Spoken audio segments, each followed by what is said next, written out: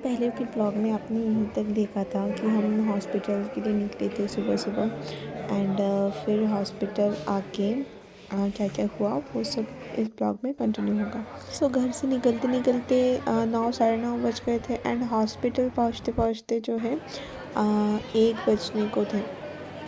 हाँ, 1 या फिर 1:30 बजने को थे। तो 1:30 बजे हम हॉस्पिटल पहुँचे। फिर यहाँ से नाम वगैरह लिखवाए, फिर सोनोग्राफी एंड ऑल बहुत कुछ जो है करवाना था। तो रास्ते में तो बहुत ज़्यादा तबीयत ख़राब हो गई थी मेरी, मतलब उल्टी हो गई थी मुझे रास्ते में एंड तबीयत भी अच्छी नहीं लग रही थी। तो जैसे तैसे थोड़ा सा रुक रुक के मतलब रेस्ट लेते लेते आ गए थे। सो हॉस्पिटल आने के बाद जो है नाम वगैरह लिखाए, फिर चेकअप करवाया, उसके बाद जो है सोनोग्राफ़ी के लिए भेजे थे, सोनोग्राफ़ी करवाया और फिर 2-3 ब्लड टेस्ट के लिए भी बोले थे। मतलब मैंने तो पहले भी किया था ब्लड टेस्ट का, वो जो रहता है वो सब पहले भी करवा के था, मेरा रिपोर्ट भी था मेरे पास, बट फिर भी उन्होंने डबल से करवाने के लिए बताया।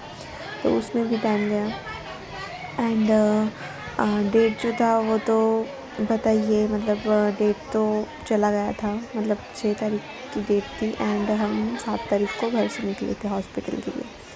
तो मतलब सभी के मन में एक टेंशन थी, डेट चला गया। तो डेट जाने के बाद सभी के मन में जैसा होता है ना, वैसा ही हमारे फैमिली के सभी मेंबर्स के मन में भी वैसा ही डर था एंड मुझे तो मतलब हॉस्पिटल जाना ही नहीं था पहली बार। मैंने सोचा नहीं था कि पहले से ऐसा हॉस्पिटल जाके एडमिट होके रहना पड़ेगा, बट सभी की बात सुनने के बाद जो है मैं भी रेडी हो गई थी कि नहीं चलो चलते हैं। अगर बाय द वाइज कुछ अगर हो गया तो फिर कौन जिम्मेदार होगा। तो इसलिए सभी ने बोला, उसके बाद जो है सभी ने डिसाइड करके गाड़ी बुक करके हम चले आए थे हॉस्पिटल। सो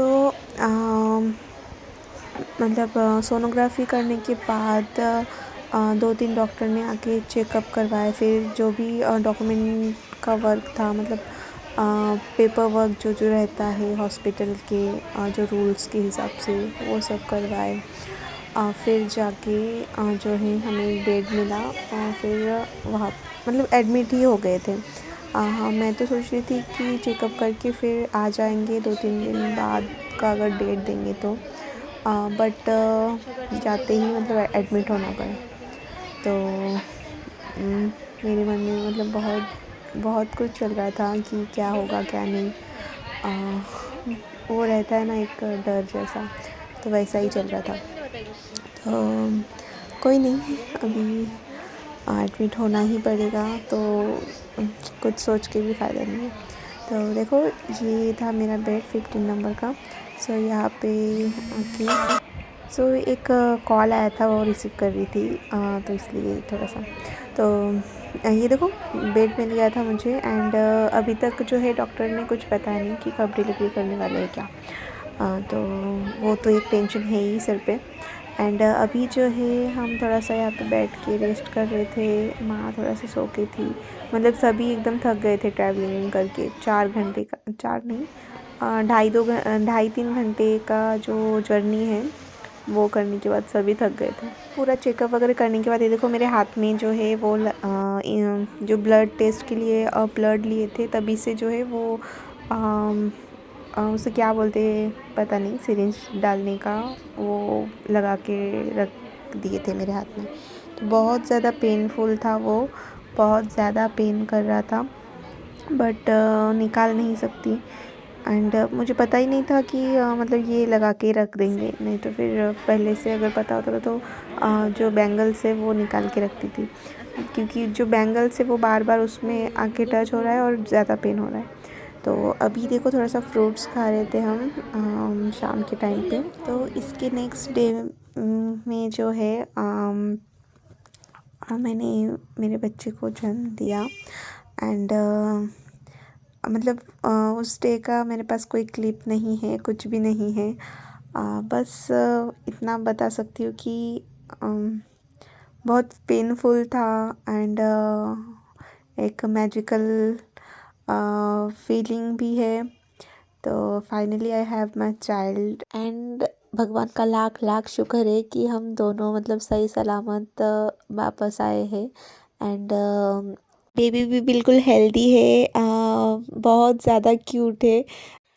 एंड 8 तारीख को जो है डिलीवरी हुआ है मेरा। तो आज 21 तारीख को मैं ये वीडियो एडिट कर रही हूँ। तो इतने दिन जो है तबीयत का थोड़ा सा इशू था, इसलिए जो है ब्लॉग्स में प्रॉब्लम हो रहा था। एंड ये जो वीडियो देख रहे हो ये डिलीवरी के 2-3 दिन बाद का क्लिप है। मम्मी ने निकाला था, मतलब मैंने बोला था मम्मी को थोड़ा सा क्लिप निकालो करके, ताकि आपके साथ भी शेयर कर सकूं। सो इसके आगे भी बहुत अच्छे अच्छे ब्लॉग आने वाले हैं। अब तक सिर्फ मैं अकेली ब्लॉग करती थी, मतलब मेरा ब्लॉग देखते थे, बट इसके बाद से जो है बेबी का ब्लॉग आने वाला है। तो मैं तो बहुत ज़्यादा एक्साइटेड हूँ एंड नर्वस भी हूँ कि कैसे क्या संभालूंगी, क्या होगा मेरे से ये, मतलब मैं संभाल सकूंगी कि नहीं।